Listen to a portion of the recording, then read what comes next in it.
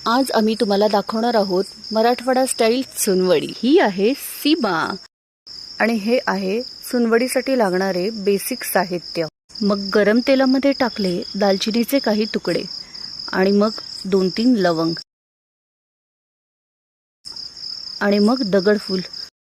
औच औच औच, जरा जास्तच गरम झालं होतं तेल। मग त्यात ॲड करा जिरं आणि तेही मस्त गरम तेलावर फ्राय करून घ्या। आणि मग त्यानंतर कांदा तव्यावर टाकून मस्तपैकी खरपूस होईपर्यंत परतून घ्या। मसाला झाला आहे तयार आणि सीमाने जरा जास्तच प्रेमाने तो मिक्सरच्या भांड्यात टाकलाय आणि मग त्यात ॲड केली थोडीशी कोथिंबीर आणि मग मसाला मिक्सरला लावून त्याची एकदम बारीक फाईन पेस्ट करून घ्या।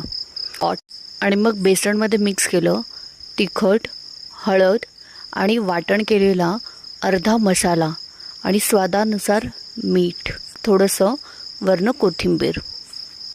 मग चमच्याने स्टाईल मारत मी सगळं मिक्स करत होते आणि त्याला कंटाळून फायनली हाताने सगळं काही मिक्स करायला लागले। आणि आई अचानक बोलली की हे काय खेळत बसली आहेस, जरा सिरियसली काम कर। म्हणून माझा थोडासा मूड गेला आणि एक्सप्रेशन डाऊन झाले। अँड फायनली उंडा रेडी आहे।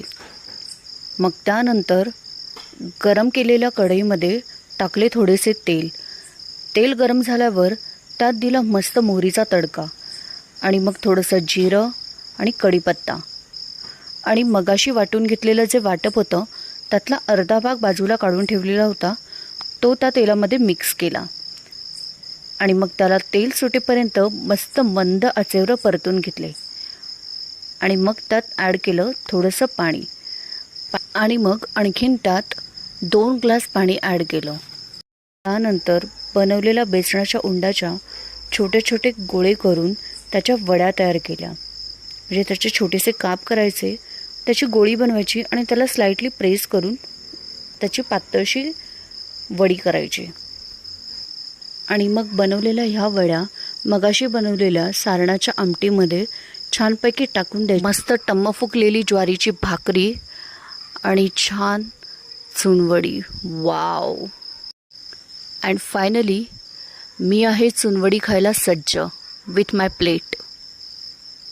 ज्वारीची भाकरी सोबत चुनवडी, कैरी, कांदा।